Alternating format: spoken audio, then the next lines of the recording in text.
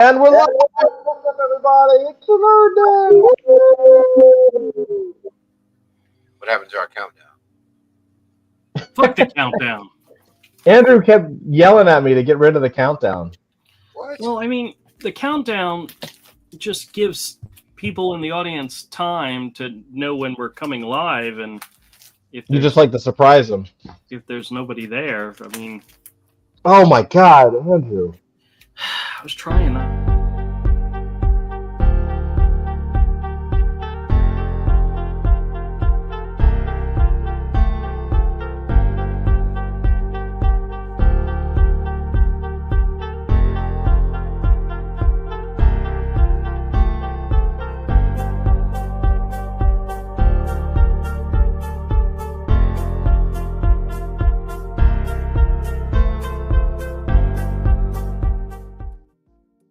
That was not me. Hello, everybody.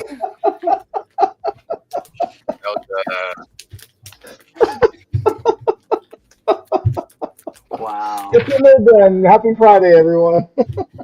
I have a recommendation. But first, Hold on. I'm going to mute Andrew's mic. I'll mute it. His mic is hot. Yeah, there you go. I have a recommendation for a countdown.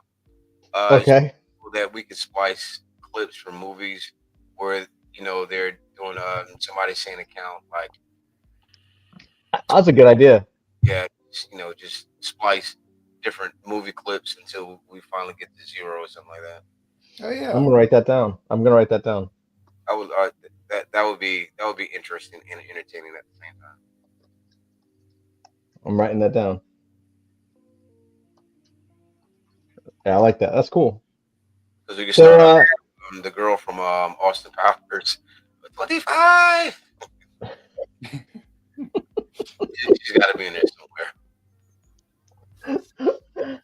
Oh man. So yeah, happy Friday everybody. And been a busy week. God man, it's like it's a weird time. It's a weird space, man.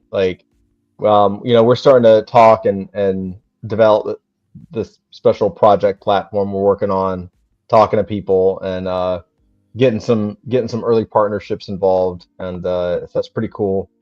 The comics are coming along. Avery stuff, which we saw in the green room, is sick. Now, Ramel, I know you're working on stuff. I'm dying to find out where you are because, of course, I'm not bothering you when you're sick, but I'm just like, man, I just want to get better so I can ask him about these images, about what he's working on. So, how's it coming, man? It's really, I don't want to say it's writing itself, but the more I dig into it, it's like, it needs this, it needs that. And I really have a pretty nice climax put in there somewhere. So I'm just trying to, make sure I connect all the dots before I get to that. Because you just don't want to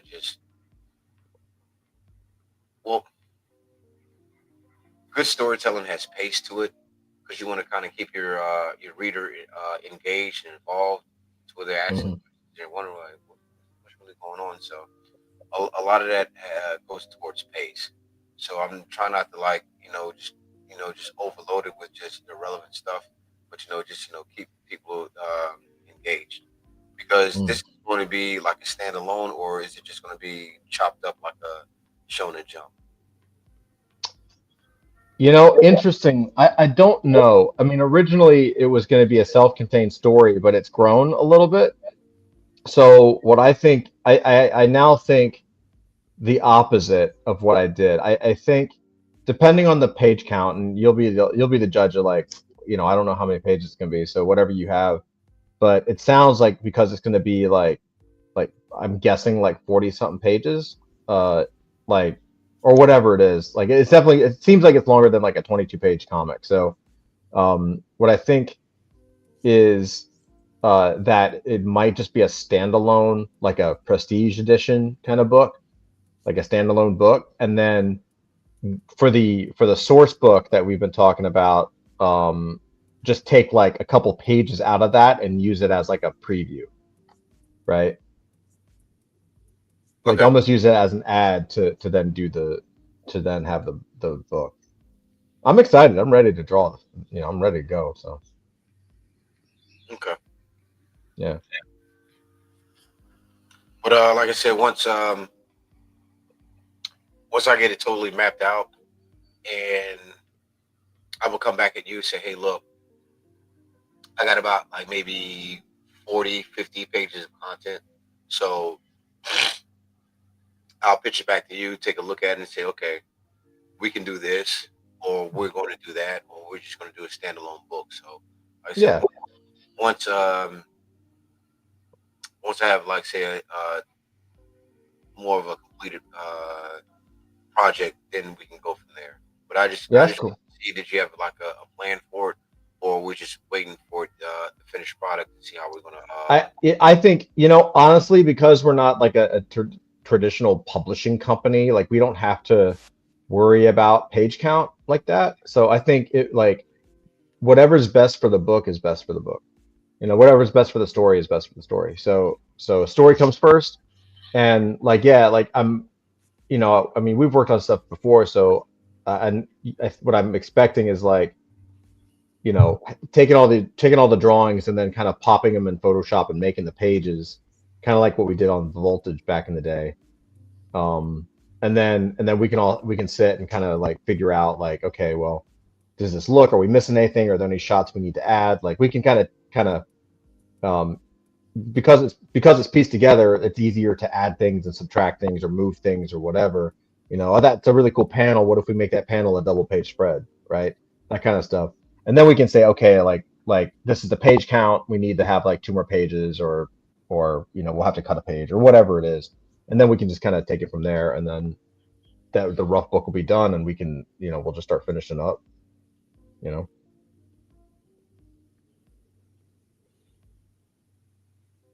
So here's this. My personal goal is to have it finished prior to us meeting Thursday. But I want to kick it back to John and just have him just go over because I need my Mhm. second eyes just to go back over and say, hey, well, you see this, or you're kind of contradicting yourself on that because a lot of times when we do something, we can't see our own errors. So I just want to pitch it back out to somebody else so that they can point out, another writer's perspective. Mhm. So that's what I really want to do on that one. Yeah, right on. You think you have the whole thing done by next Thursday? That's dope. I'm gonna push myself to do that. All right. Well, don't hurt yourself, man. If you, no, I'm just saying, don't hurt yourself, brother. Will Oh, will do. yeah. Right on, man. I'm excited. Uh, cool. Yeah, I'm like I said, Dusty and I have been working on this platform concept, and that's moving forward. We're working on pitch decks, and we're gonna look at maybe getting a grant or raising some cash for it. And if we do that, then if depending on if we raise and how much we raise and all that, then like maybe I think we could kick back some to AF and start funding some of the projects full time, which would be great. You think at any point we'll start doing cons? Oh yeah. WAGME, Scott from WAGME wants us to jump into conventions with them. He wants us to like start doing booths. My only thing is I want us to if we're gonna spring for a booth or split. I mean, splitting a booth is great, but it still costs money. So like if we're gonna split a booth, like we should have something to sell. Um, like when we did that Roxbox thing with Kung Fighters, at least we were giving away books. You know what I mean? Um, like we should have something to give. So now we do have like the Origin comic. We've got the Ash Can. I'd really like to get those in print, like actually have physical copies of these things. So maybe that's something too. But yeah, I'd like to have a stack of stuff before we do a convention. I mean, that's actually a good question for Andrew. Like 'cause he's Mr. Convention guy. Yeah, because conventions are a lot more common than they used to be. I want to say about 20, 25 years ago. Because Yeah, you have the New York Con and San Diego's been going for I don't know how many years. 50 years. Yeah, something like that. 40. Yeah. We got. Does that mean you're going to be? Well, since the 70s, man. Yeah, that's like 50 years, Seriously? 55 years. Yeah, San Diego Con? yeah. Heroes Con in Charlotte. Heroes Con has been going on more than 40 years. Interesting. Bro, I know this is going to be a shock, but high school was like 35 years ago. No. It was only 32 years for me, 33 years for me. So you guys were 30 years. No, it's 2025. We were in school I in graduated in 92. and we were 95. So 30 years. 2005. Yeah. Good God, he can't add. No, Good try, Todd. Good try. no. The only reason why I know it's 30 years is I've been in my job for 30 years. Yeah. And that's There you my go. job. Yeah, we graduated in '94, Todd. Well, whatever, man. Yeah, it was 2 years behind me. No, Andrew, you were too hit. Yeah, technically. I see what you're saying. Too many years. Point being, Ramel, are we going to get you out to conventions? Yeah. Oh, yeah. I want to get over my fear of flying. So why not? Dude, we can drive anywhere you want to go. Yeah. I don't have a problem driving. Andrew, I love you with all my heart, but I'm not getting in the car with you.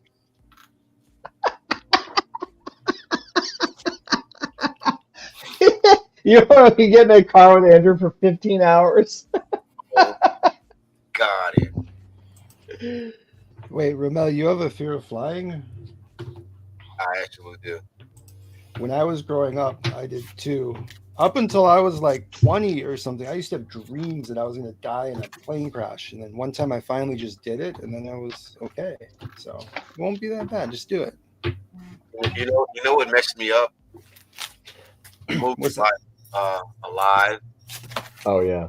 definitely Final Destination. Oh, God. Yeah. That was definitely not the movie to watch if you're afraid of flying. It'll be fine or something, you know. It was a As Dusty usually tells me, you'll end up somewhere. You'll end up somewhere. Yeah. Oh, good God.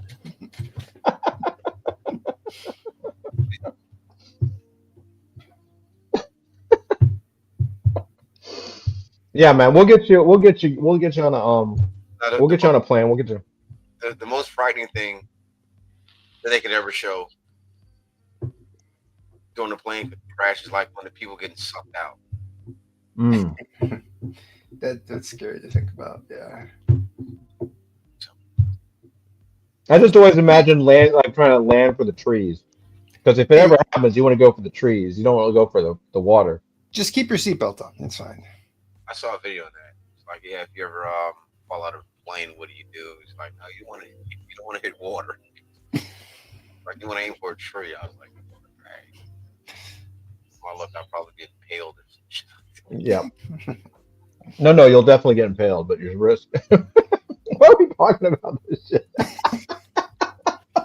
Come on, water, let's go. No, I just don't want nothing foreign going up. I don't want to live after that. Yeah, no, honestly, man, it'll be a lot of fun, dude. Doing conventions, like we got to get my goal, man. I would love to have us as a group at San Diego at least once. At least once as a group. When is San Diego? Just out of curiosity. What time? When? Yeah. Isn't it, Andrew? Isn't it June? July? June? June is Heroes. June's Heroes. San Diego is 25.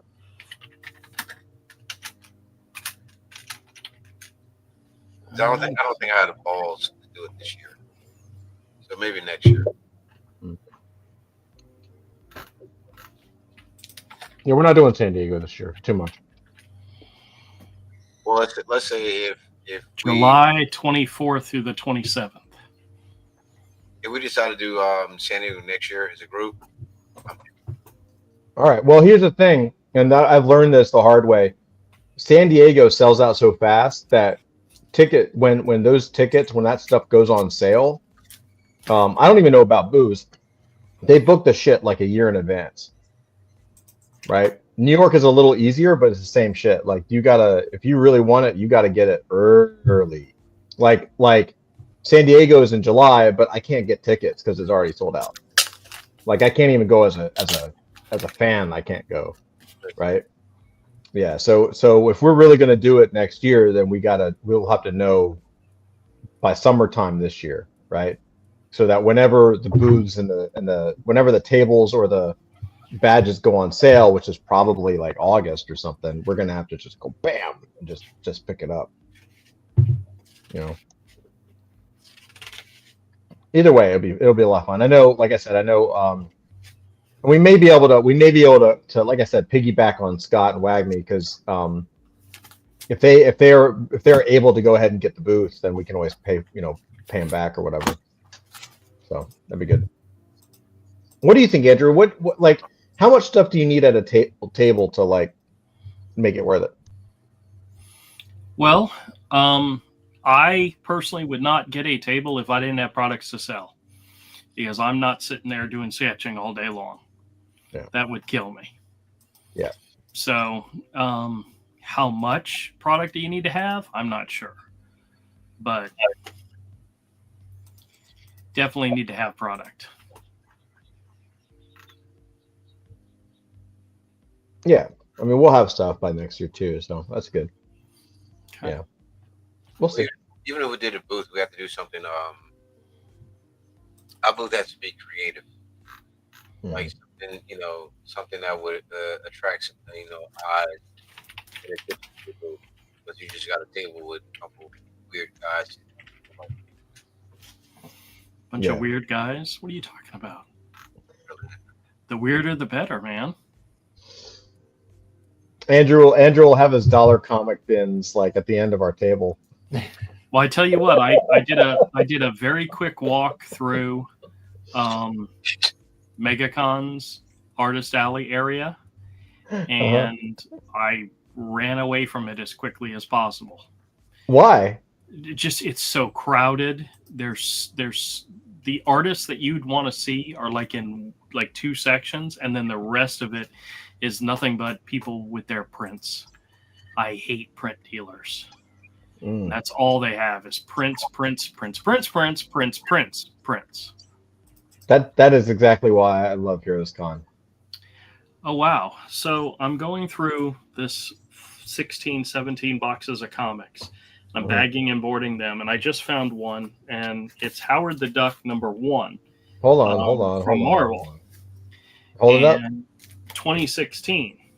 Oh, yeah. I remember that. And I'm like, oh, okay, well, I have issues 2, 3, 5 here, so I'm going to bundle them together and, slap $5 on it, no big deal, and put them out as a bundle set.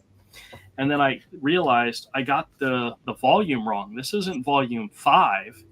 This is actually volume 6, because the covers were kind of similar looking. This is the first full appearance of Gwenpool. It's like a $25 book. I'm like, what the hell? I almost put it in like a bundle set for like barely nothing. Yeah, you almost got back what you put in. No, I've done really good. I've done really good with this collection. Those boxes. So Ramel, you were aware that like Andrew someone came in or whatever. He picked up like 16 long boxes or something like that. Short boxes. Short boxes. A while ago, I know you picked up a. Yeah, it was last week.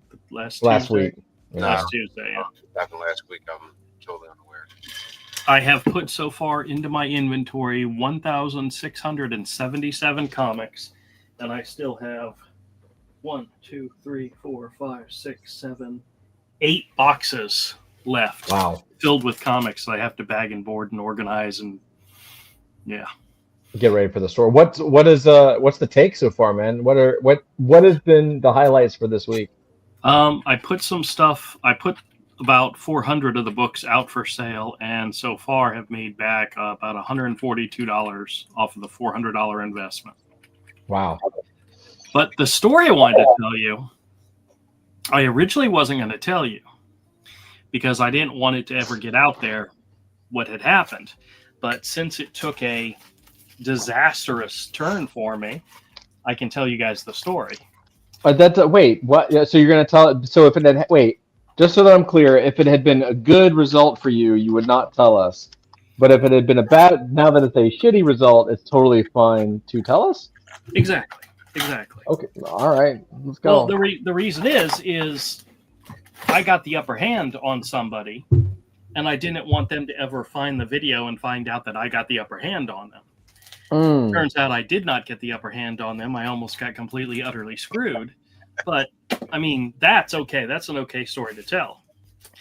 So, just because I know this guy doesn't watch your channel, I had a guy come in. You do, wait, really quick. You do understand that when you make a deal with somebody, if Rommel came to me and offered me a gold bar and said, I will sell you this gold bar for $2. If I give him the two, and I know that gold bar is worth $500 or whatever, if I give him the $2, we're both happy. That's a good deal. Right, I understand. I mean, I'm just saying.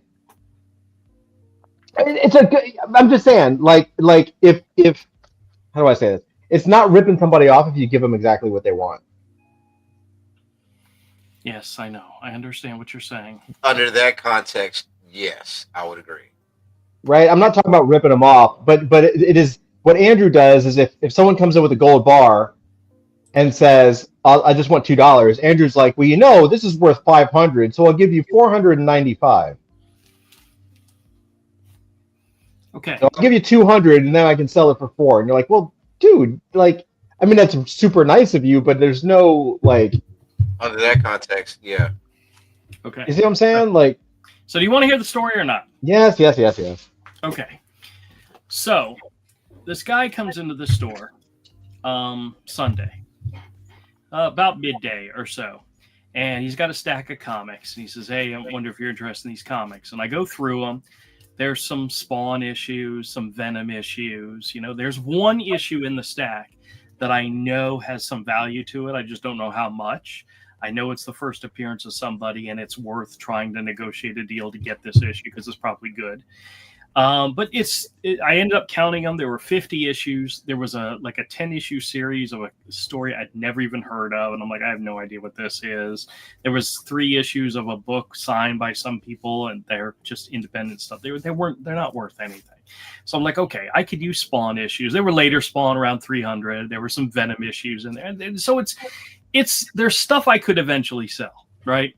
And I'm asking him what he's looking for him. And I said, there's 50 comics here. And I said, you know, I might be able to sell them $2-3 a piece. So I probably wouldn't pay more than $2, to be honest with you, knowing that one is potentially worth like the whole bundle.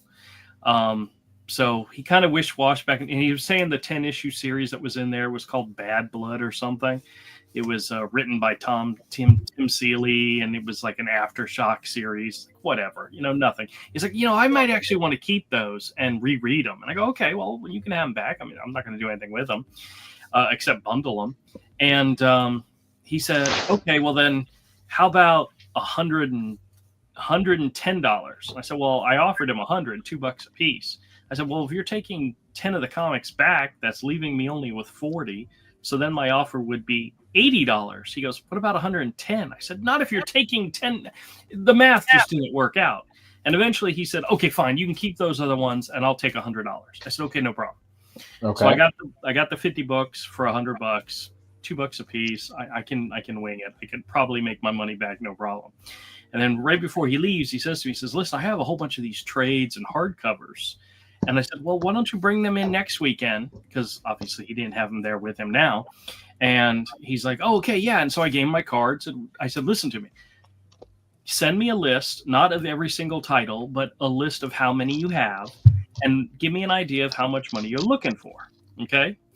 Just Mhm. give me an idea so I know how much to have on me. Now this was Sunday, and I only made like $100 all day Sunday, so I'd already spent everything I had made with the first batch that he brought me.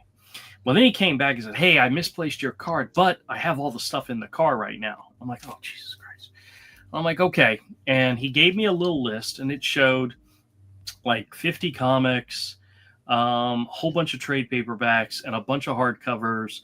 And he was asking for like $250 for everything. I go, "Okay, well, that could be reasonable. I'd have to see him. I'd have to see what you got. No big deal." And he says, "Okay, well, I got him in my car right now." And I said, "All right, well, let me wait till the store's slow, and I'll walk down with you, and I'll take a box and my hand cart with me, just in case, we make a deal." And we go out there, and he pulls out this bin, and it's all trades and hardcovers from the library. They have library stickers on them, the kind that, and with the stickers on the spine, stickers on the bat, the way they identify. And I'm like, "Oh man!" And a lot of them, there were some manga editions, some Yu-Gi-Oh, and some Full Metal Alchemist, which I could probably sell those, no problem. But they're all well read. And I'm like, dude, these are things that are not going to sell that easy. And if I do sell them, it'll be for dirt cheap. And I asked him, I said, "Did you get these like at one of those things where they were just throwing out books from the library?" He said, "Oh, no. There was a store next to the library that sells them, and I bought." And he's giving me this whole rigmarole about how he needs money to fix his car. And I'm like, "Okay, I understand." And I originally said, "There's no way this is worth $250. I mean, maybe 100 at the most." And he goes, "What about 120?" And I'm like,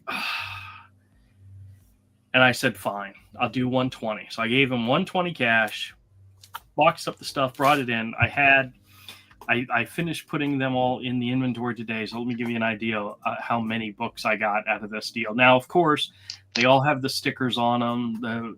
And I've got to remove all the stickers because I don't like having the stickers on them. Some of them are beat up. So, I did what I had to do in order to make them a lot more presentable and sellable. Let me see. Walk in 183 books, which I priced at about $400. So we'll see. We'll see what I can do with it. Okay. So that's not the big deal. So I start going through the books, and I grab some of the hardcovers. Some of the hardcovers are beautiful, look great condition. I could put like $5 a piece on them and probably sell them no problem. Even with a discount, sell them no problem. Hey, MK. The third book I opened up, I pull out $50 in tens.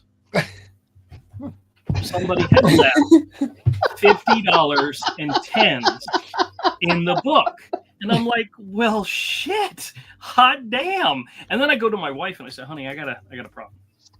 What's the chance that this guy accidentally slipped this money into this book and forgot about it? Could this possibly be his money?" And she It's goes, 100%. "No, dear, it is not his money. This is not his money. This is somebody who read the book from the library, stuck some money in it at some point, forgot it was there, returned it. Nobody opened it." No, because this guy did not read any of this stuff. There's no way. He just threw them in a bin and said, "Here, let me sell them." Old-fashioned book safe, exactly. So Yeah. this is the reason why I didn't want to tell this story, because I didn't want the guy to ever watch this video and say, "God dang, that's my money," and then come to me and say, "Hey, where's my $50?" Because technically, the guy did find it. I mean, it's lost. Whatever. Okay. So I take the money. I tell my wife the story. I shove it in my back pocket. I don't think anything of it. So I told my son. I think my wife and my son were the only people I told this story to, just because I felt a little guilty. So now my investment, instead of $120 into these books, was only $70. Oh, hell, I can make $70 back, no problem, right? So I'm kind of happy. So a couple days go by. I go by the Chinese restaurant that I go to all the time, and thank God I went to a place that knows me, right? So I pull out my bill was $18. I pull out two of the tens, hand it to her. And she looks down at the money and she goes, "Oh, this is fake." I said, "What are you talking about?" She says, "That's a fake $10 bill." I'd never heard of somebody trying to counterfeit a $10 bill.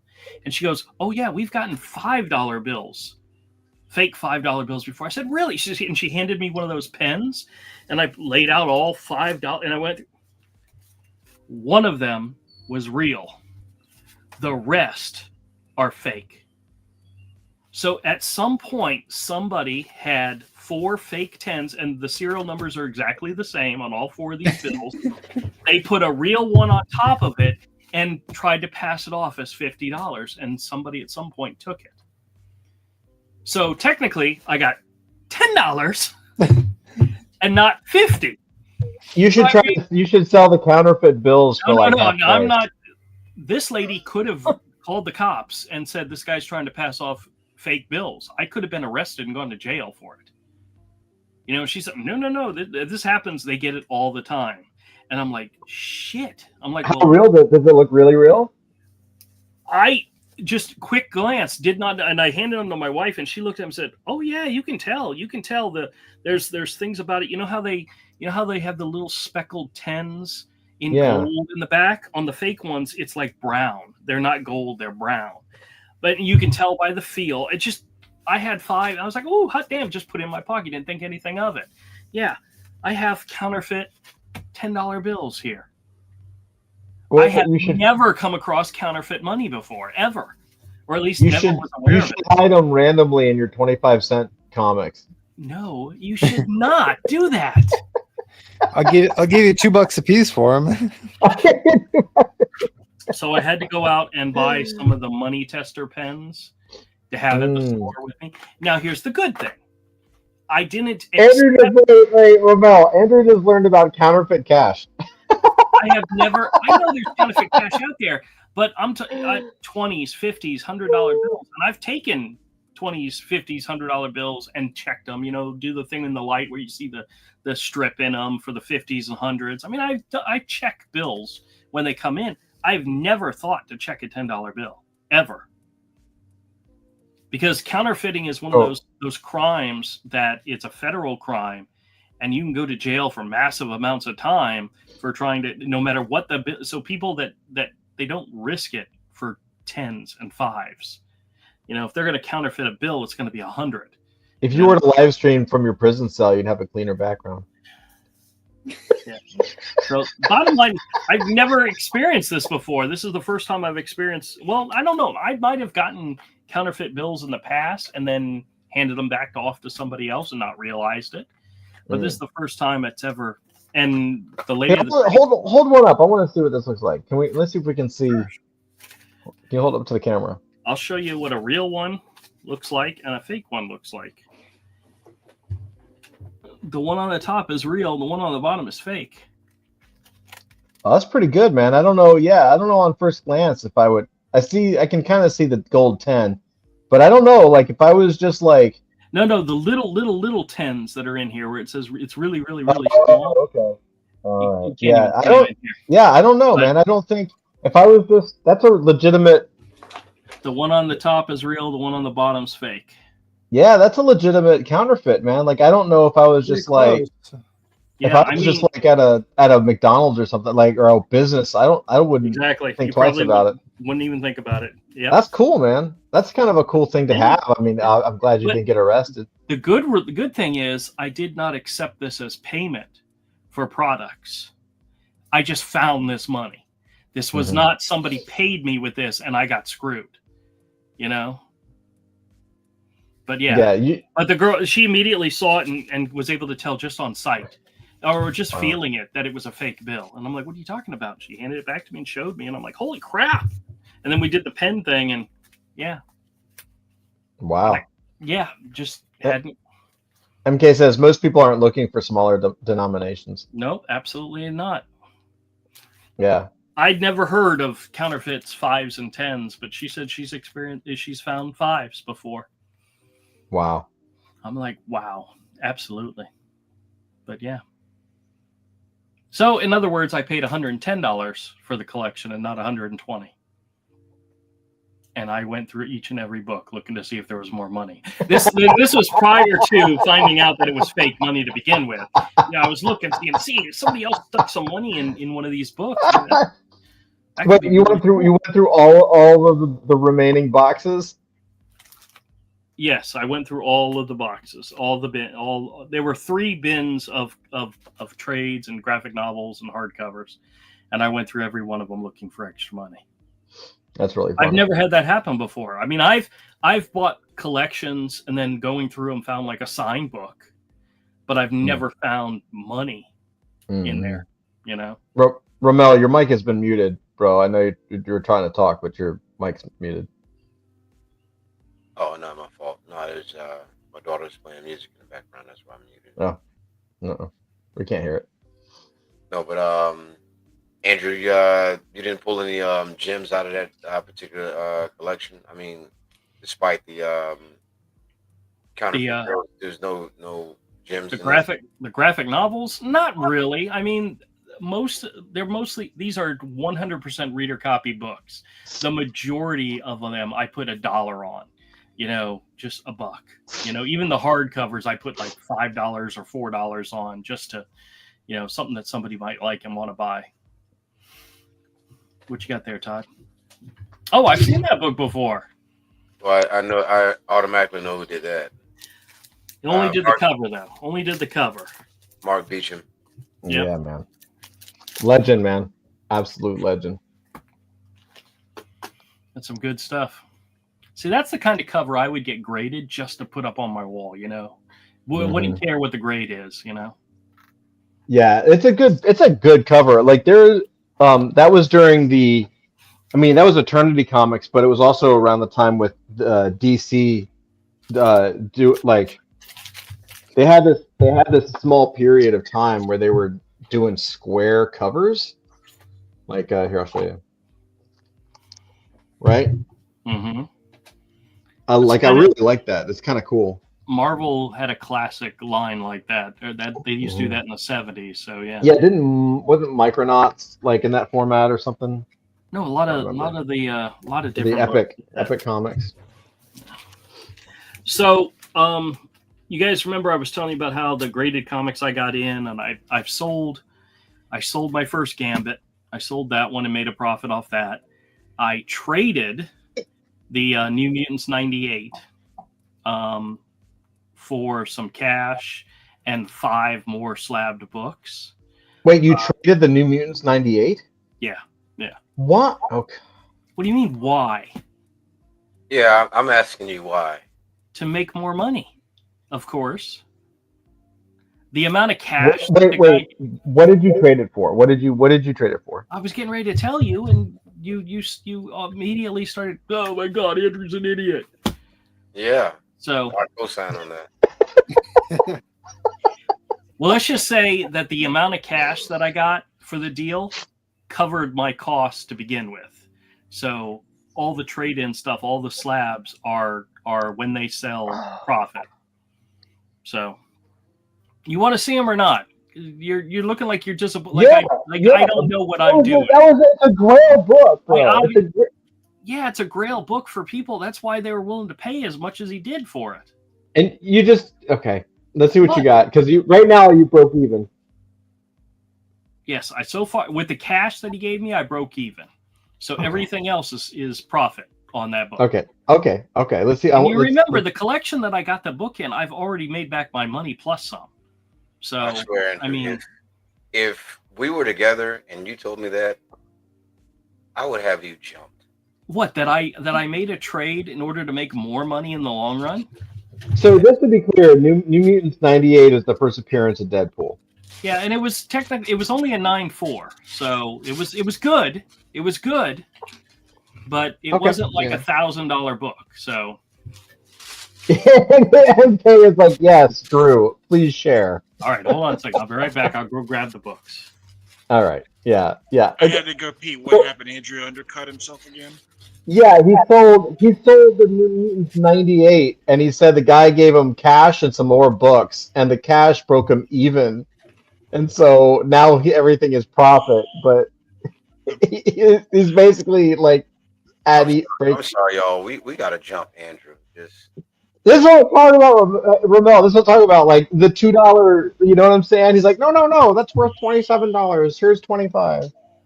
Like, Like he gave away the New Mutants '98, dude.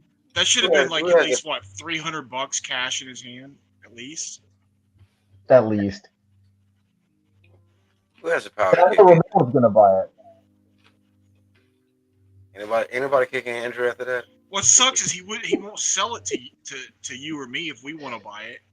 He's got that 9.9, the only 9.9 in existence. Did you hear about this, Ramel? Oh yeah. He what's the book? It's Firepower #1. Firepower. This is from this book, right? It's Firepower Yeah. #1. This is the graphic novel, but he's got the comic, and he went and he got it graded, and it turns out that it is a 9.9, and he got a 9.9 on it. It is the only 9.9 in existence for that book. Currently. Yeah, currently. And he still has it, or he sold it. No, I'm sure he'll break even on it. Well, somebody commented on the video. Nobody wants that. Yeah, I saw that. That's all right. No. What they were saying is What? The thing is, though, people are selling and buying that book for around $100 each. Dude, Kirkman is going to sell that show, and once it sells, at some point in the future, that book is going to skyrocket. You're going to sell it. It's the first that's what appearance. happened with Oblivion Song. Yeah. Oblivion Song #1's like a $35, $50 book right now because it was opted. Hasn't been made into anything. Just the word that it's been opted shot the issue up. And I have a graded 9.8 copy of the limited edition pink signature version. So, all right. So let's see what you traded that first appearance of Deadpool for. All right. So 1, 2. You're hurting everybody on this call. You understand that? You have hurt everyone. You are. What you you, need what to- would you guys you have need- done? you You would need have to sat intervention, on it and Andrew. you would This have is- never sold it, is what you're telling me. No. You hurt your friends when you make poor decisions in life choices. All right, I'm not even going to show them to you then, because it's not because it's a poor decision, which is crazy. No. We're just fucking with you. Just show the Poor fucking book. decision. Yeah. Okay. First thing I got was Marvel Point One #1 from January of 2012. This is a 9.2 copy. This is the Nick Bradshaw variant. It's the first appearance of Sam Alexander, the new Nova. And I have a price tag on it of $75. So it could be worth more. I'm going to save this one to last. We got a classic one. I hear noises because I can't see your faces, you know.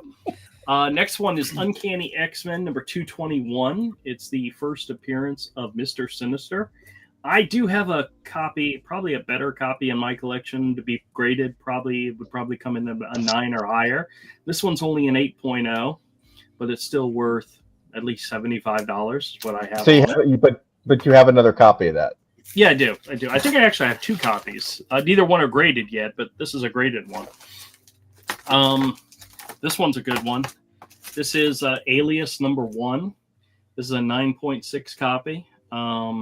This is the first appearance of Jessica Jones. It's also, Todd, the first Max title from Marvel. Okay. Yeah. With the mature, explicit content.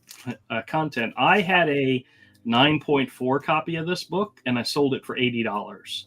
This is actually a 9.6, so it's a higher grade. It's still a first appearance. It's still a key issue. So I've got 120 on it. It's probably worth a little bit more than that right now. Next one I have is this one. It's a second printing, but it's still a valuable book because the later printings usually have lower print runs. This is Venom #3 from October of 2018.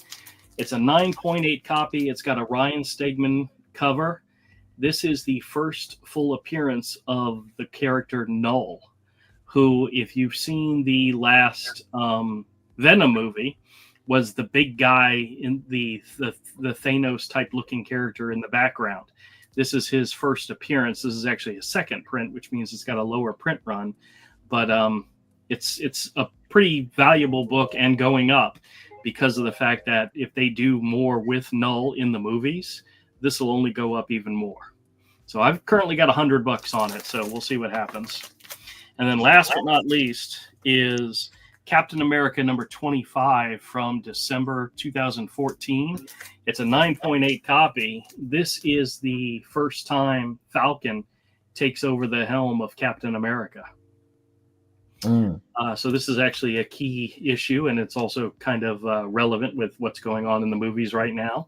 I've only got $100 on it, even though it's probably worth a little bit more than that. But it is a significant key issue. If I sold all 5 of these books for just the amount I'm asking, which, you know, me, I always make deals, I would get back $450, which is what I had on the New Mutants 98 to begin with.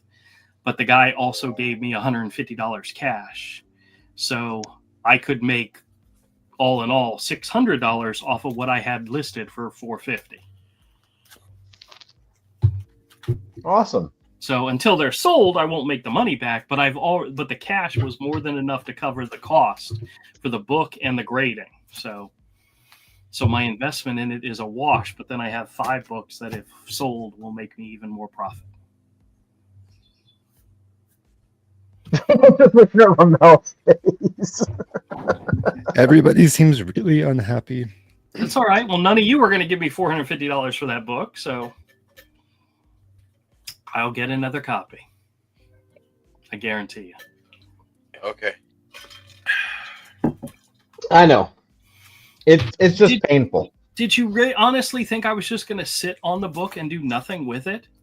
Yes, that's what a retailer does. You put it up and you wait for someone to.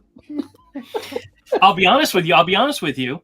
There was a guy that came into the store earlier that day, and he was looking at it, and I had $450 on it, and he said to me, "says I got $200 cash," and I said, "Oh, man, no, I just can't do it. Just can't do it." And then my buddy came in later, made me a deal, and yeah, which I was much happier with. So I could have been stupid and just taken $200 and walked away saying, "Ooh, I made a profit off it."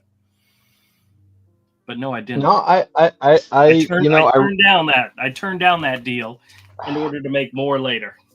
I respect the hustle, and it's just very hard as a collector, not a retailer, as a collector. It hurts my soul because it is a gem of a book.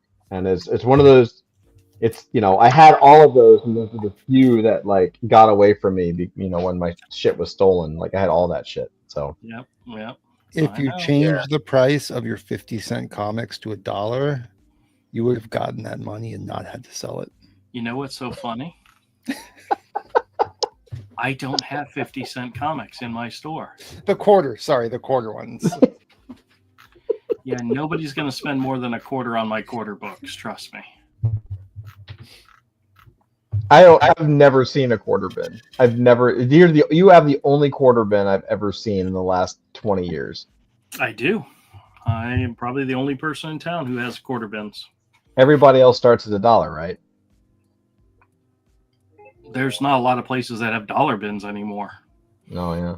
Well, Coliseum does have dollar bins, but they're unbagged and boarded comics, and it's just stuff that you would find in my quarter bins. And my quarter bin comics are all bagged, at least. There's a lesson there. I don't know what it is. Only way I would buy a comic out of a quarter bin if I really wanted the art. Or Andrew's quarters. Ramel, you've been to Andrew's store, right? Yeah, I've been there. Yeah, I don't think he was there to look at comics though. He met Raphael for the first time, and Ayla was there, and we were. I was there too. Wasn't I there? Yeah, you were there too. Yeah, I was there. Yeah. I thumbed through a couple comics. That's the one where I introduced him to Raphael, and I'm like, yeah, you guys know each other, right? Yeah.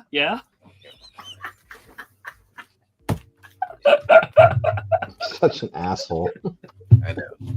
Hey, speaking of which, Andrew, you still have that figurine from Raiders of the Lost Ark? Oh, the idol. Yeah, No, that sold a while ago. I just kind of kicked myself. I didn't pick that up. I could probably. Well, I mean, the guys, they 3D printed it for me. I could probably get them to do another one if you really, really want one. I don't know how much that's going to be. I want a bigger one. You had a smaller one. I want like a bigger one. Like, I can ask them next time they yeah, come in. I can ask them. kind of the size of that cup you got, because that was relatively the same size as the movie. Well, I mean, it was a decent size to begin with. I mean, the idol itself wasn't that big, so Yeah, it was handheld. smaller than a cup.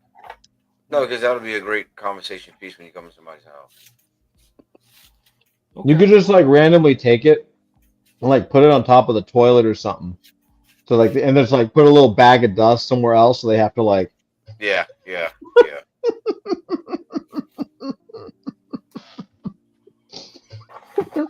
Put it on top of the remote or something. Oh no, but I want to jump into anybody saw the new Captain America: Brave New World yet? No, not yet. It's on my list though. I will say I'm a little disappointed.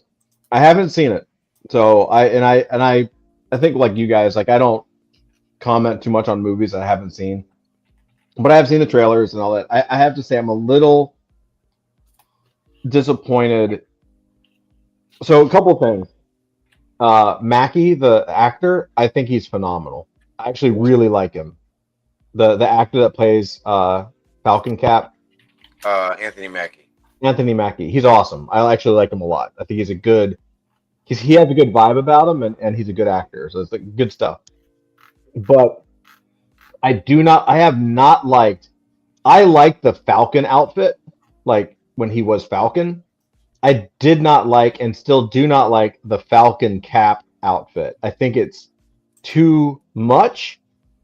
And now, like what I saw in the trailers is like basically for him to win, and this is not a spoiler. I mean, you can see it in the trailers and stuff. Like he's got Captain America shield, he's got the Falcon outfit, so he's got the wings, and he also has like Ant-Man's helmet, right?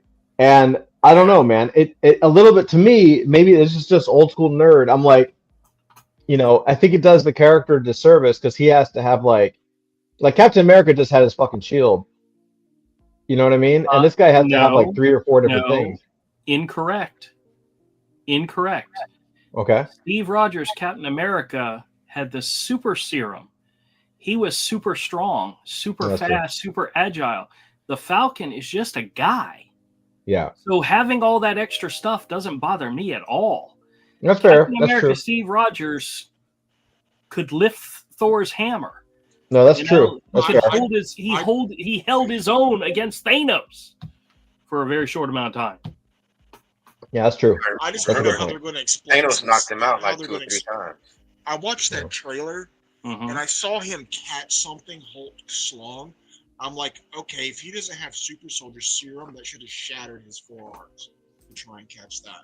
It's probably the armor he's wearing. That is probably Iron Man armor or something, It doesn't look very armored. It looks like just a padded suit. Well, we're just going to have to go see the movie and find out. I'm not going to go see the movie.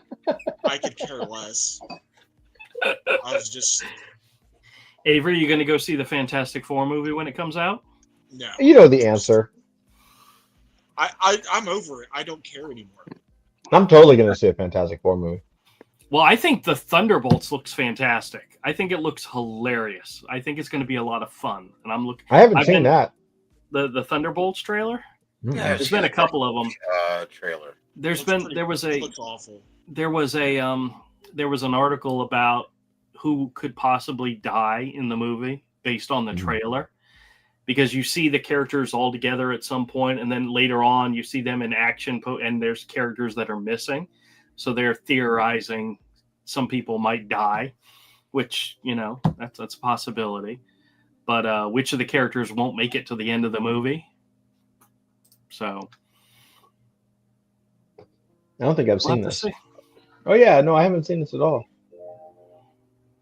Interesting. Bucky washing his arm in the dishwasher, and It's going to be called Big Game. What? That's the name of the trailer. Is Big Game or the movie? Big Game would be the Super Bowl, and there was a trailer released Big during Game. the I Super see. Bowl. Big Game. I see. Big Game trailer. Okay. Yes. Yeah, they don't want to say Super. I don't fucking. No, but I heard the CGI was really bad. No, But then all you've seen is a trailer. I mean, come on. No. I mean, you can't gain quality from the trailer. I mean, you can't. I'm not saying. What was it? Okay, sweetie, have a good one. Man, I tell you what, that the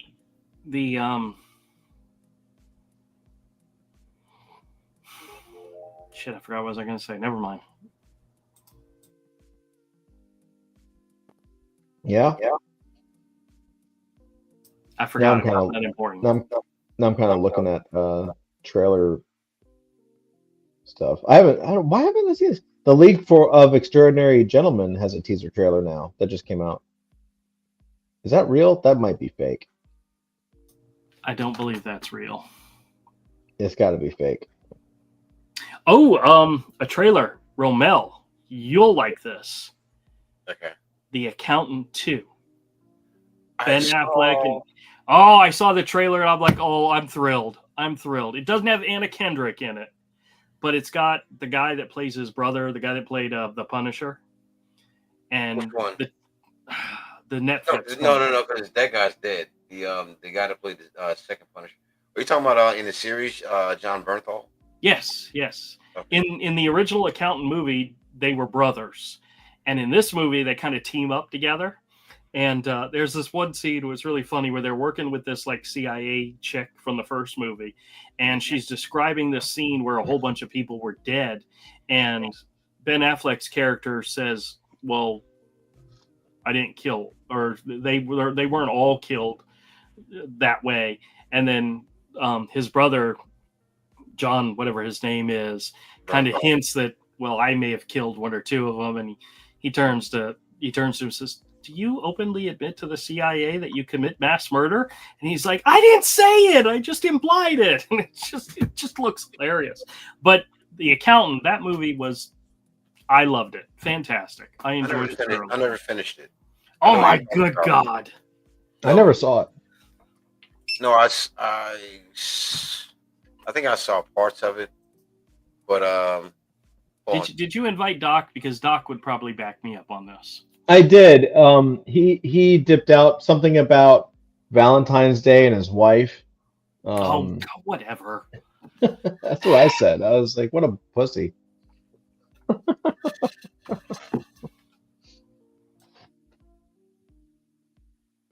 You know? But the trailer for the second movie looks Wait, you guys gotta say hi to us. Come on. Yo.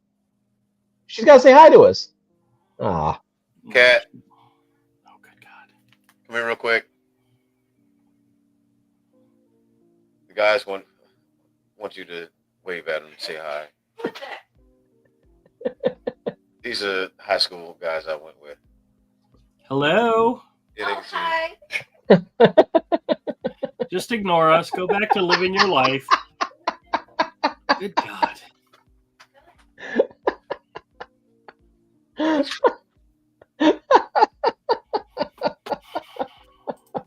You know, we really can't drag the women in our lives down to our level. You do realize that, right? We really shouldn't. Yeah. They're much better than that. They're much better than that. Yeah, that's true. Yeah. It's like, oh, just some Yeah. high school guys. Yeah, this is like, I don't know, some white people.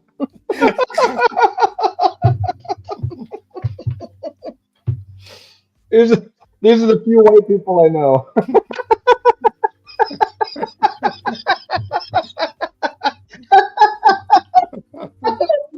He's dying.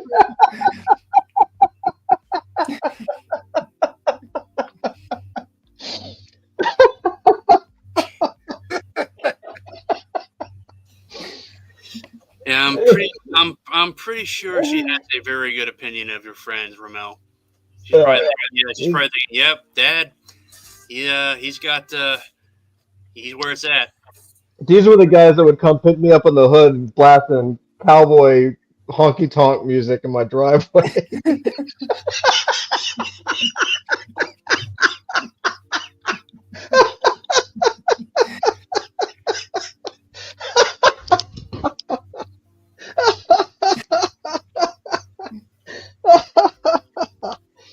Oh, yeah.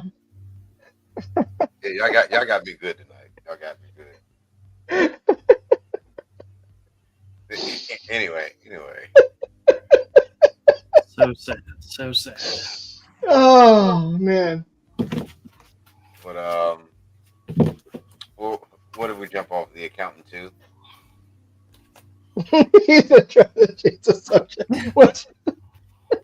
Oh man, I wish I had more to talk about. Like I haven't picked up any new comics lately. The only comics I pick up are when we go to Andrew's place, and we're all drawing books. I picked up 3 comics this week. Yeah, show us what you got, man. Yeah, show us what you got. Actually, one of them I found interesting, even though you've heard the story before. It's just an interesting take on it. But so I picked up Geiger number 11, which I've been enjoying all of the Ghost Machine books. Wait, open it up. Let's see some of the artwork. It's Gary Frank. He's introducing this new character. She's pretty hot. That's cool. So then we have issue. Is this issue 5? Issue 5 of Batman, Absolute Batman. I haven't read this one yet. I am thoroughly disappointed in the fact that the solicitation, the DC solicit. Oh, jeez. What? This is a splash page showing the bat signal in the sky. That's the dumbest thing I've ever seen, dude. That's the fat symbol. Yeah, it looks like a gerbil. It looks like a fucking gerbil, dude. I had not flipped through this issue yet to see that. That is freaking hilarious. It looks like somebody carved a pumpkin with an iron gurney. Well, the latest DC Connect, which is the previews catalog for DC, was issue, I think it's like 7 and 8 of this, and they've got a guest artist already on it. So in the first they had a guest artist on issue 4, and now they're going to put a guest artist on issue 7 and 8. So that's in my mind, that's not good. That's not good. No. And then the other one I picked up was also from Image Comics. It's from Jason Aaron and Mohammed Asarad. It's called Bug Wars, and I'm digging it. I'll pick up the second issue. I think Mahmoud Asarad has some really great art. Yeah, he's talented. But the story is, there's another world out and there's like these beetle barbarians, and they're going up against the queen of the ants or whatever. There's an ant hill, but then of course you got some really great looking art in here. Wow. Hey, that looks good. And then all of a sudden, humans show up. So, and then the story, the thing that happens in it is the kid, his dad used to be an entomologist, and all of a sudden he's running away from his brother, and he reaches into this wall, and there's like an amulet of some type, and he touches it, and then the next thing he knows, he's been shrunk down and among the barbarians, and that's how the story begins. Honey, I Shrunk the Kids. Yeah, very much so. Meets a Bug's Life. Yep. So Meets John Carter. Meets Fern Gully. But this is the cover. This is the cover for the second issue. Yeah, he's a good artist. Asarad's a fantastic artist, so I'm down for it. I mean, the story's not something you've never heard of, but the art makes it fun enough. I'm looking forward to the next issue. So those are the 3 I picked up this week.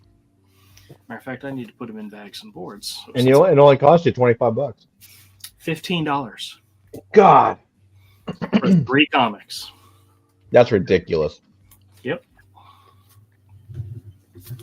I have a lot of people that come to my store that no longer buy, that are actually stopped. They're like cutting back on buying new comics because of how expensive it is Yeah, for what it's you the get. inflation of the price of comics.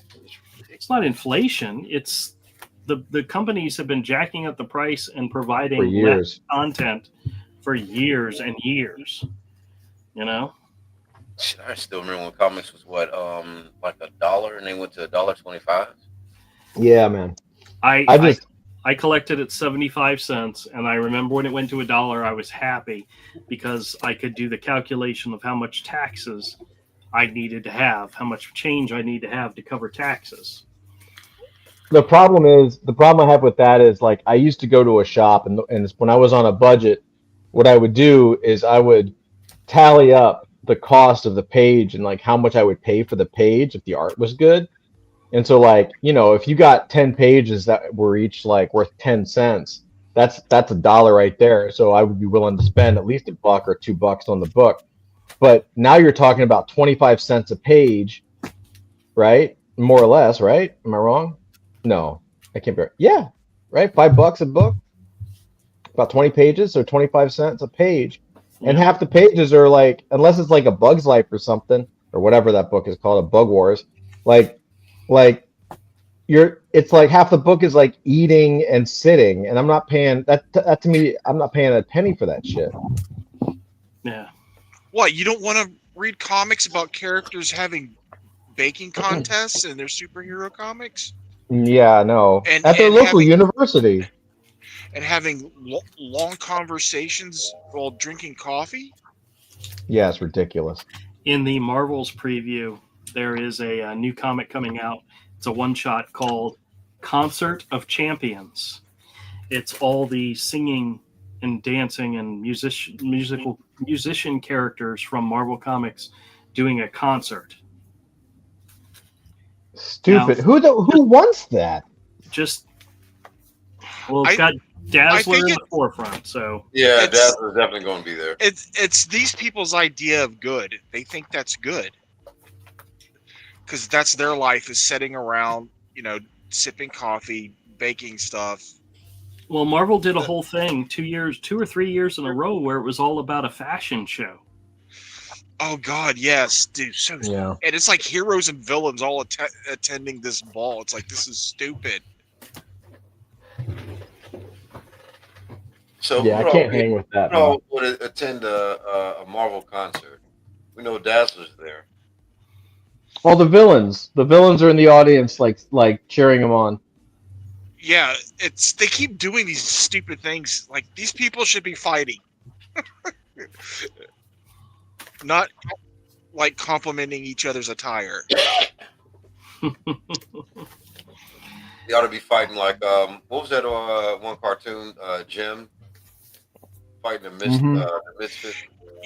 You remember? Jim and the You Misfits, yeah. remember that What the issue where they made fun of the Hellfire Club and Wolverine's wearing lingerie at the end of it? And, Yep. Yeah, I remember that. yeah, that's It's not a joke unironically anymore. what they've devolved into. It's not a pair. Right? You don't remember that What the issue? There was a What the issue. You remember this, Ramel. There was a What the issue where they put Wolverine in a dress for a pinup, and they were making fun of it. It was a joke. Mike Mignola even drew it. It was Mike Mignola who had Wolverine in a dress. Here, let's see if I can find it. He was in thigh highs at the Hellfire Club. Yeah. That basically, that What the story has unironically turned into what a lot of Marvel is these days. Wow. But they're not being satirical. They think this is good. It's their idea of what's Surprised good. they haven't put Iceman in a dress yet. I'm sure he has been. Unironically. See, oh yeah, here it is. You're gonna remember this, Ramel. You'll remember this. Hold on.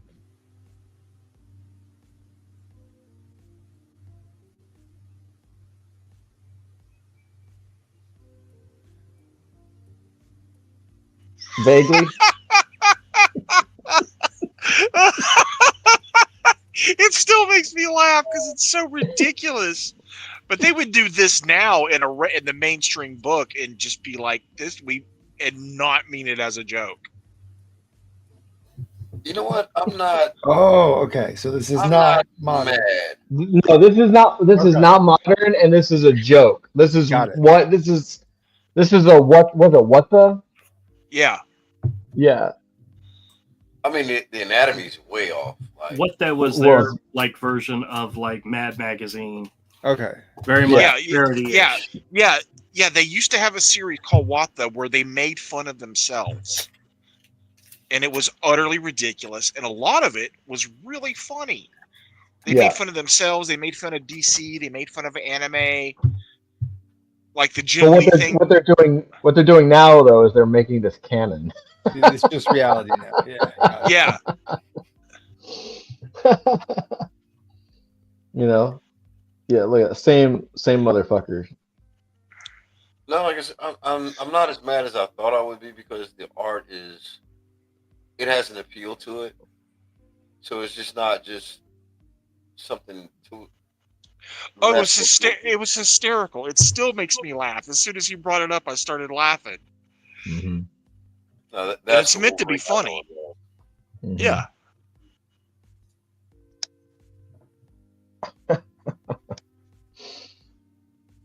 Oh God, that's super good, man. Mike Mignola is hard to look at. Too good. Blindingly Frank good. Miller is hard to look at. Frank Because Miller he's is just hard too. to look at. Frank Miller. Yeah. Well, Frank Miller's hard to look. His old stuff is hard to look at because it's so good. His new stuff is hard to look at because it's so bad. So here's a question. Here's a question. I'm gonna toss this out there amongst you geeks. What would you prefer? Frank Miller now or Rob Liefeld now? Rob Liefeld. Yeah, Rob Liefeld. Rob Liefeld. Well, Rob Yeah. Liefeld still draws like he did back in the 80s, 90s, you know? He never got better. He never Yeah. got worse. Would you prefer? Yeah, no, he got worse. Would you prefer Liefeld or Frank Miller now? If they did a book and you could only buy one.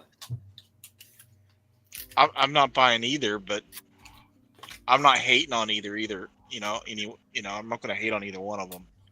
Well, I'll tell you this. I mean, Rob Liefeld has the Youngblood Artist Edition coming out soon.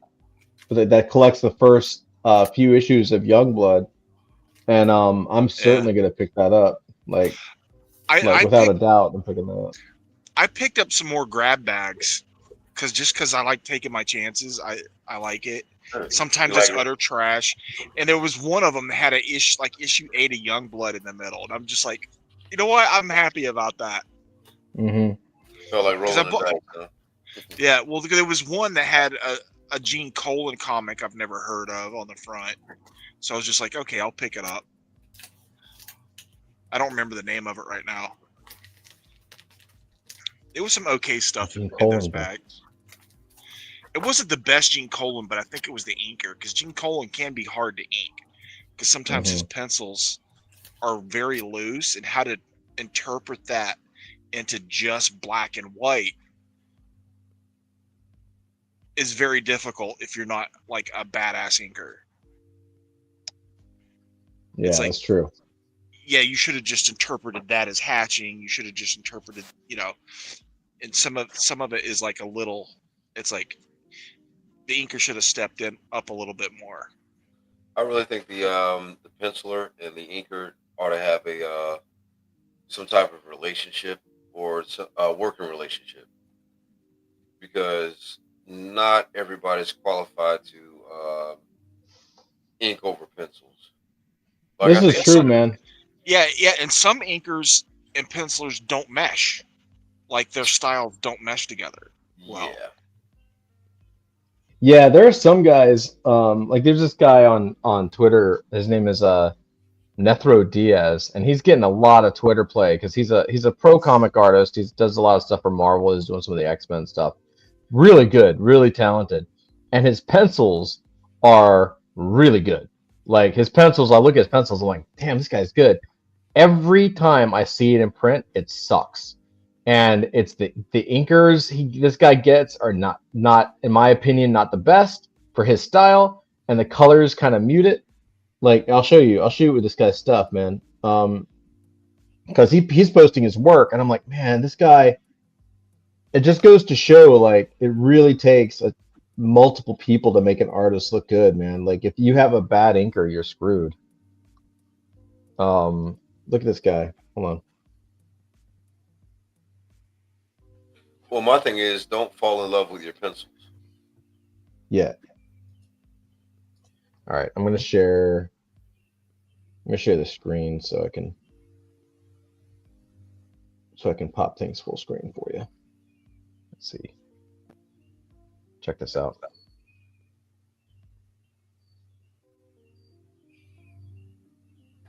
All right, so this is Nether Diaz. So like, it's kind of hard to see, but like, this is a cover he's doing. Alpha Flight. Yeah, let's see if I can find. Like, this is the X-Men page he's working on. Here, I'm gonna just drag it real quick so you can see it.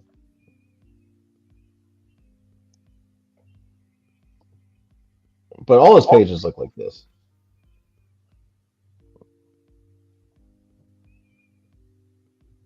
Like, it's a really good page. Mm-hmm. Like, look at that. That's dynamic as hell, man. But when he gets an inker, that inker just chops his stuff up straight up, like just butchers it. No, that's awesome. I love that panel right there. Isn't that cool? Mm-hmm. And like he's legitimately like some of his pages are really, really good. Yeah, like look at this. The same book, dude. Hold on.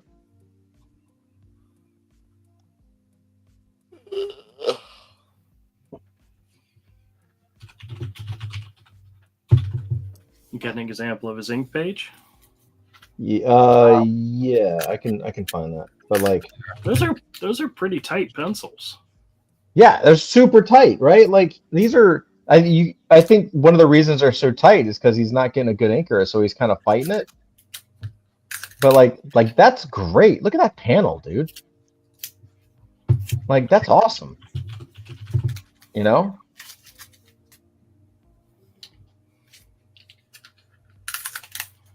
And so let's see. This is X-Men issue 11. So let me see if I can find this. Hold on. Okay. Let's see. Give me 1 second. 1 second. Yeah. See, the thing is, he shouldn't have committed so much to his pencils. Yeah, but if he doesn't, like, what's he gonna do? Like, Yeah. now I don't know. Is it the original Or they need to X-Men? spend the money and get him a good inker. Damned if you do, damned if you don't. But he doesn't. No, the studio pays for the inker, don't they? Yeah, but they don't pay shit anymore. Yeah, they pay the inker, but I don't know necessarily if you choose or they choose, you know? I would say the penciler would make more than an inker because the penciler is Well, yeah, they do. where the creativity starts. The inker is just kind of polishing up the product. Yeah, the penciler usually makes the lion's share of the money.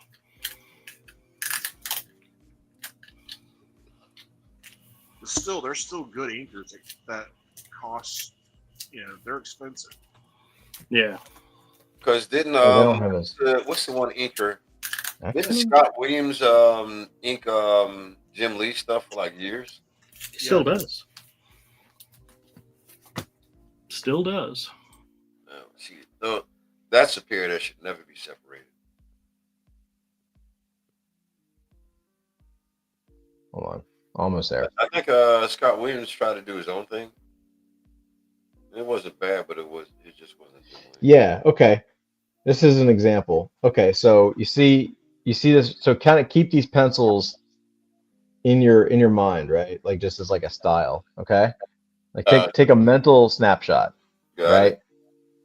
All It's right. very This is it's very Laraz-ish to me, you know. yeah, Laraz. Yeah. This is the same guy. This is the same penciler. Okay.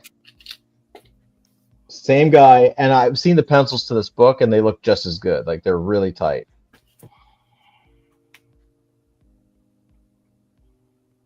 Oh, that's a horrible inking job. Like, yeah, like look at this. Like it just he's totally chopped up. Yeah, Just that's completely butchered. Like you can kind of see the same guy in there, right? But it's like a totally different. Like it just it doesn't hit. It's terrible, and it's not fairness. I mean, What I want to say is that the colors, the color choice.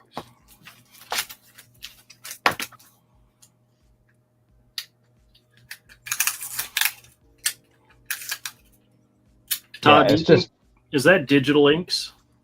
Oh yeah, what do you mean digital ink? It might be. Because it It's doesn't. really hard to tell.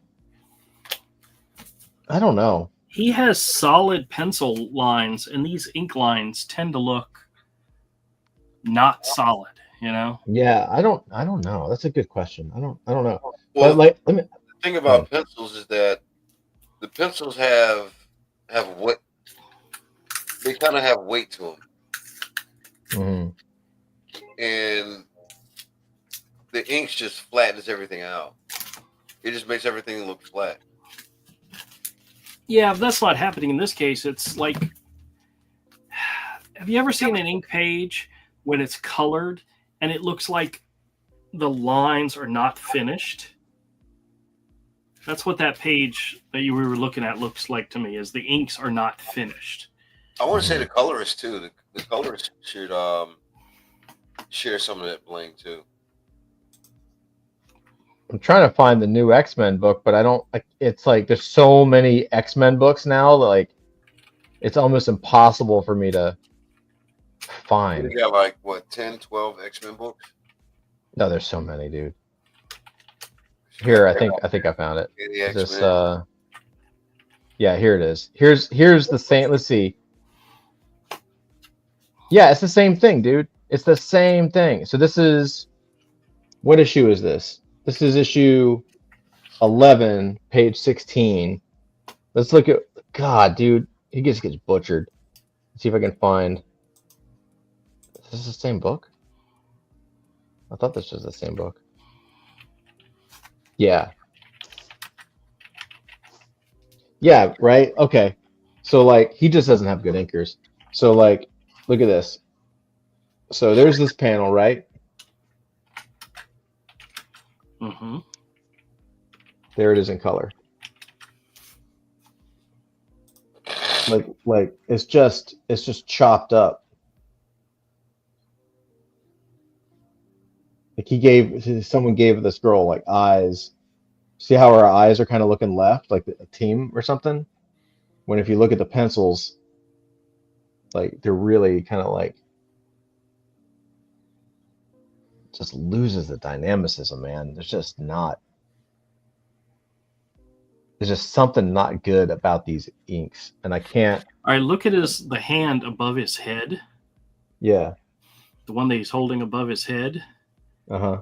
It just doesn't seem like on the top, like you got the top, you have the palm, the back of his hand, and then it looks like there's like a hole in the inks. The ink is incomplete. It's not a solid line. Yeah. Yeah, it's like a skip And maybe line that's or what something. that's what it is in the pencil. Look at the pencils. No, I mean, I guess, but it's this guy, whoever is inking them, it's just terrible. Like, so like this is what this guy gets. Like, so here I'll go like look. Let's see if I can find some close-ups. Yeah, like look at that face, dude. Like he just doesn't get any love on the inks, man. Well, like I I just- said, it's the Hey, color. Andrew, what's up? How you doing? Sorry, Ramel. What was that? No, I'm saying the colorist should share some of that bling too. Yeah, it's just I don't know, man. It just when I see stuff like this, it reminds me so much of like Rick Leonardi and some of these other guys who are crazy talented, but they just didn't get like Scott Williams or something. Hey, real quick, I think Andrew Ray is Rageous. I think that's who it is. Oh yeah, that's right. What's up, What's up, Regis? Rageous? Oh, Regis.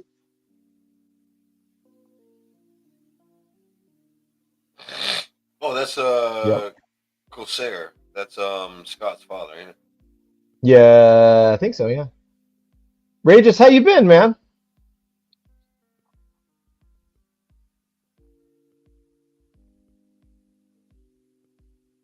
Look at that. I don't know, man. The guy just needs love. I feel bad because his pencils are so sick. Like, I'll show you one more just to make a point. And I think that's why he started posting his pencils because his pencils are just sick, dude. They're really good. Let's see. Here's kind of a mundane page.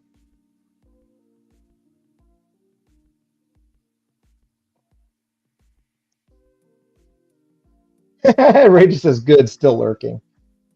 Regis, dude, we're gonna have fun this year, man. There's a lot of stuff coming.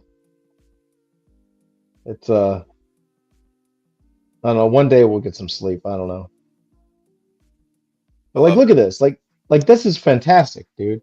That is a fantastic panel. That is great action, great anatomy, great posing. And if you had a like that is really good. Like that face in panel 4 is excellent. I love that.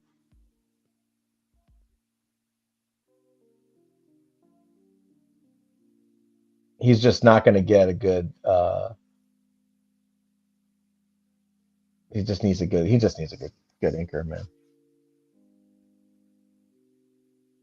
You put like Sandra Hope or someone like that or Sandra Dexter Hope would Vines be. on this game, Yeah, dude. Yeah, you Sandra know? Hope would like this guy would blow up teamed up with her. Totally, right? It's just crazy to see. It's one of those things like because I look at this and I'm like, okay, I can imagine Avery inking this and I know exactly what it would look like. And I know what I would do with it, you know. And this guy's inker is just not good, in my opinion. For him, Art fine T inker. Bear Art T Bear would Oh make it yeah, pop. everybody, man. That Even guy if he that had someone like a Gary Martin, someone who's super anal and super tight. You oh know what my I mean? god. Oh god, yeah, dude. Gary Bring Martin it, is bring this in a solid state. Yeah. yeah, dude. Oh my lord. Even Have you that seen guy the that stuff Gary Martin's been doing? God. oh yeah, even that guy that inked Capullo at DC. Mm-hmm. John, that guy, Yeah. that he would be awesome. Yeah, it's like what was it? I was really excited for that Capullo book, the new Wolverine book that Greg Capullo was doing. The pencils look sick, dude. The pencils are incredible. Of I course, I don't mean, like it's Capullo. But Tim Townsend on when the minute I saw Tim Townsend's inks on him, I was like, what happened? They're terrible. Like it's not, and Tim Townsend's a brilliant inker. Like Tim Townsend's one of the best, but he's too clean for Capullo, man. Capullo needs like a dirty inker, you know. yeah, yeah, it doesn't It mix. made he made it look like Townsend made Capullo look like some backwater animation or something. Yeah, it looks too sterile. Super sterile. And I'm like, oh god, you just killed the vibe, dude.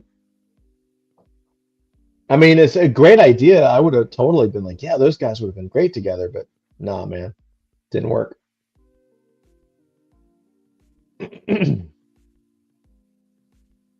So yeah, I wanted to share this because I was like, it's kind of that stuff that's been on my mind. Like, you can have a crazy talented artist, but then you give them an inker, and it just like, what is it?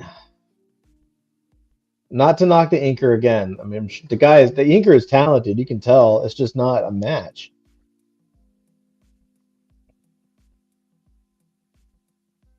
In my opinion, anyway.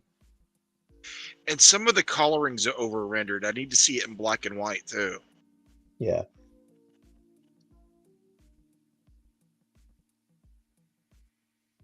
Yeah, it just doesn't. I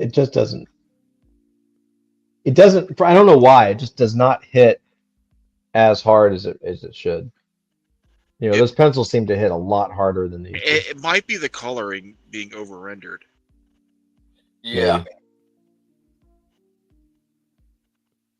Like the colorist is trying too hard as well. Yeah.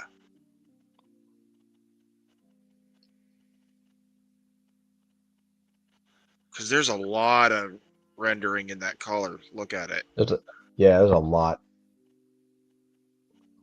Yeah, let's go. Let's try. I don't want to spoil too much, but yeah, like that's the. Who used to ink Carlos Pachenko when he got that smooth style? When his Oh X-Men yeah, run, when he was doing that smooth style on X-Men, on that, not his first X-Men run, but the second one he did where he had that smooth style that was a little more realistic. yeah. Who was inking that, or was he inking himself? Was he inking himself? He might have been inking himself. I know he was inking himself on Arrow. Yeah, like look at this. Like, yeah, I think you might be right too, man. Like the colors, like look how it's like this muscle's popping out on top of that one, and it's really strange. Yeah, it might be just a little too much.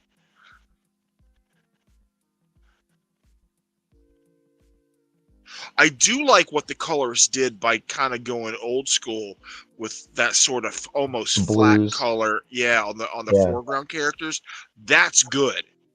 Yeah. That's like the colorist clearly has skill because they know how to use the program.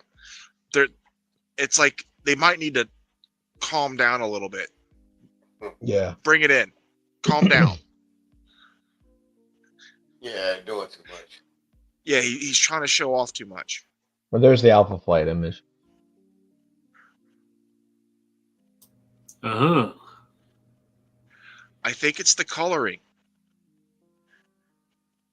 It's too much when it needs to be a little simpler. With simple color theory, you know. Yeah. That's what I'm saying. Like I look at this page and like if I saw this on the shelf, I'd put it back. But I see this guy's pencils and I'm like, dude, when's this guy's book coming out?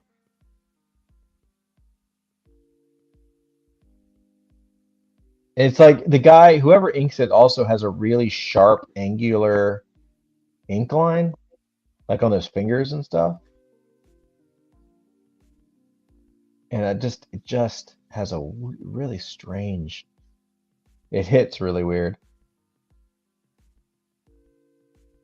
Like maybe it's like it's not that he's bad. It's just he might be a mismatch. Yeah. That happens. Yeah, man, it's a challenge. It just goes to show you like how hardcore the shit is to Because figure out. some inkers have a very definite style and they can't adjust. Like you mentioned Gary Martin. Gary Martin can change his style. He knows multiple different inking styles. Here, I'll share a little Gary Martin just because we're talking about that guy can ink every kind of style pretty much you've ever seen in a comic. He's a legend. Yeah, dude. Yeah, Look he's at this shit. Look at this.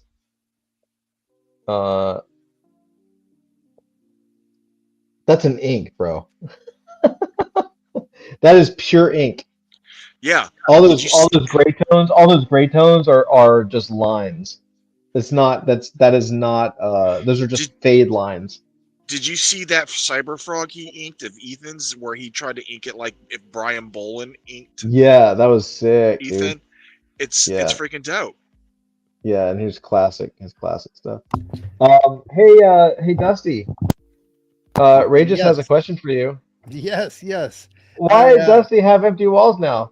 I moved, Regis. I now live in Las Vegas, and I haven't put my shelves up yet. But I fled California successfully, and I'm in a new place now. Only when he goes to the doctor does he have to travel 8 hours into California. Yeah. I may have had to gone back to a doctor there and did like an 8-hour drive. It's fine. It's fine, he says. Everything's good. Everything's good. Why didn't Yeah. you just jump on the adult fantasy jet? Todd's always offering it to us, Dude. to the artists of the group. I don't know about a jet. I'm still waiting on go-karts. Okay. It's true. Dusty, anytime you want to ride on the Brolita Express, you got it. All right, everybody, have a good night. Avery, the anchor on Salvador LaRocca on X-Men, I the will later episodes of catch you all X-Men, later. was Tim Hey. Townsend. Okay. Pachinko. Hey, Regis. I don't know if you saw this, so Oh. I'm just gonna tease. Hold on. I'm gonna tease Regis. Hold on. Oh, you're right. I I'm gonna. got to Salvador LaRocca. Regis popped in late. Hold on. Regis popped in late. I just want to share. This is something Avery's working on here. I'm just putting this up here. I'm just gonna leave it up here right now. I love that drawing so much. That's so fucking sick. Yeah.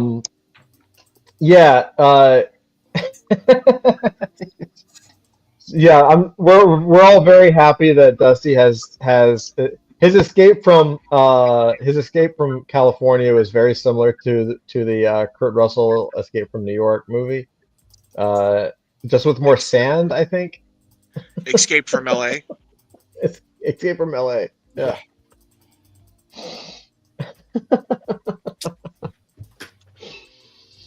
So yeah, man, good stuff is coming, dude.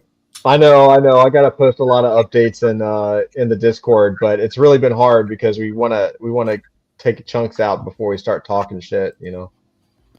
But you know how it is. When we're quiet, we're working. Oh, what's that, Romo?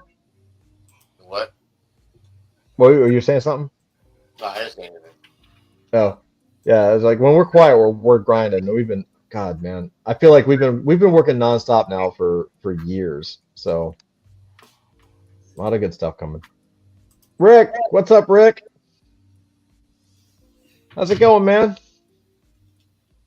Everybody's coming out tonight. Yeah, it's a run. Oh, better late than never, I know. You know. Yo, what up, Rick? Yeah. Oh man. Yeah, dude. You guys come at the end of the show. We've been talking for 2 hours. It's all right. Just That's like fine. most Everything's guys. Thank you. Thank you. Have a good Yeah. day, everybody. fine. Andrew. We have God. crossed the threshold of what I will tolerate. Yeah, we probably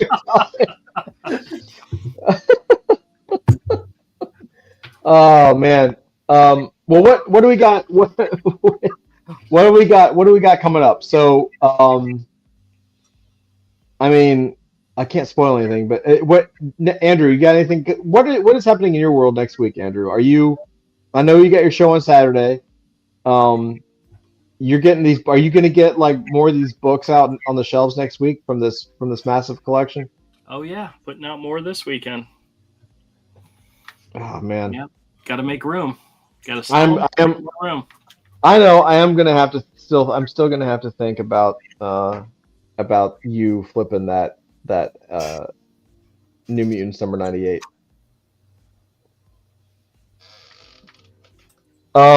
Oh, Rick says. Hold on. Rick says, Drew, I need to reach out to you about some CGC comics. What's the best way to get a hold of you? Just through my website, misfitcorner.com. There's a contact me page on there, leads right directly to my email. And if that doesn't work, you just reach out to me on YouTube. You won't believe this. I set up that Facebook page for the store And Yeah. all I did was put up a few pictures of the store itself, and then I kind of forgot about it. I Mhm. went back and I had all these messages saying, "Hey, what time are you open?" And I was like, "Oh shit!"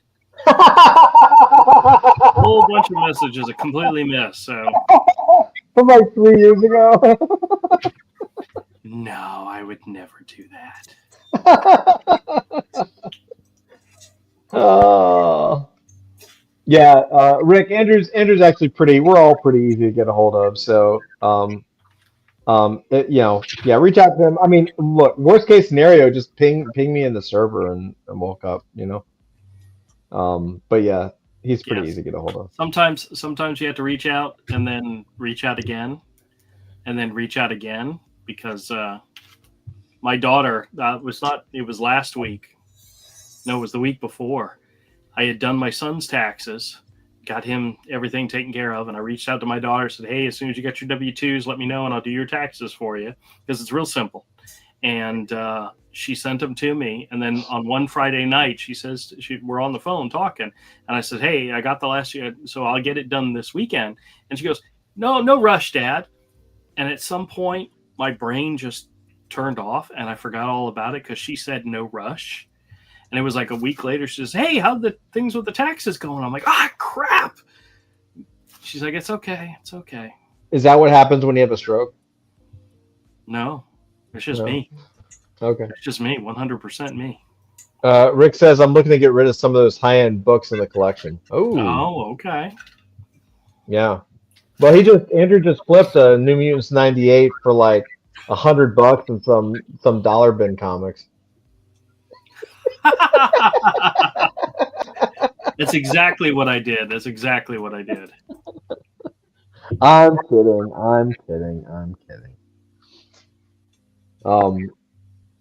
So now I want to know, Rick. So send the email to Andrew so Andrew can tell us what you want to flip because now I'm curious. Yeah. So Rick, I'm making fun of Andrew. Ramel and I were kind of in disbelief because Andrew got a hold of a New Mutants '98 first appearance of Deadpool, and ended up trading it for the guy. Some guy came in and gave him cash, and then like how many? I mean, the number of slab books is pretty good. Like 4 or 5 slab books. 5 other slab books, yes. Yeah, and there are some first appearances. They're not Deadpool first appearances, but I do see how they're easier to flip if you have multiples. So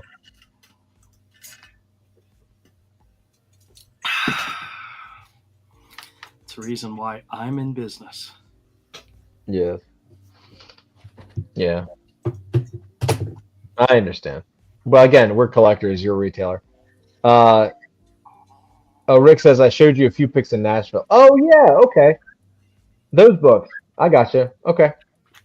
Yeah. Yep, I vaguely remember. I remember some of them, I think. Yeah, Andrew will pick those up. Those are good. Well, cool guys. Happy Friday. It's another Friday. I'm so glad nobody said Happy Valentine's Day.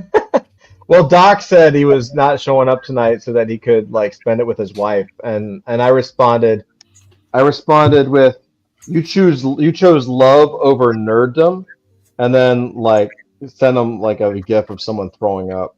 So You should have sent him one of those whoosh emojis. Oh. The whip emojis, yeah.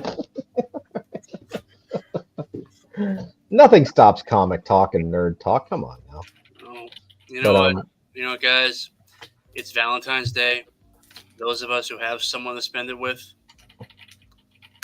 enjoy and take it and enjoy it. That's right. All right. Sorry to sound all Absolutely. sentimental, but when you're, I'm at the point in my life where I tend to reflect back on a lot of things, and yeah. You almost made it. Let me put it to you this way: if I was a much richer man than I am, then I would basically Almost made it. I would be out there, driving around in a Ferrari with a 20-something stripper girlfriend. That's right. And basically chugging Viagra's by the handful, and then probably dropping dead from a combination of that and Ozempic and steroids. They would have, yeah. There's a lot of midlife crisis casualties in my area. I'm taking notes. So we got a couple. Way to bring the whole stream down. Wait a Zach. minute. No, Andrew, Hey, chill. you didn't think it'd get away that easy, did you? I was just biding my time. So Rick says he sent you an email, and he says he's got a few Stanley signed Daredevil, Millard, Jansen Daredevils, and then Zach, MK says there's always the Stranger. I don't get the reference. Sorry. Anyway, let me bring it back up. This is what I sent our lovely team today. So not all of us are down in the dumps. I'm not down in the dumps. I'm just broke. I'm actually a very happy man right now. He said MK says you can sit on your hand. Thanks, and it goes to thank you. sleep. Okay, have a good night. Bye. Guys, See you all next week. Don't get the impression that I'm down in the dumps. I'm actually not. I'm actually very happy right now.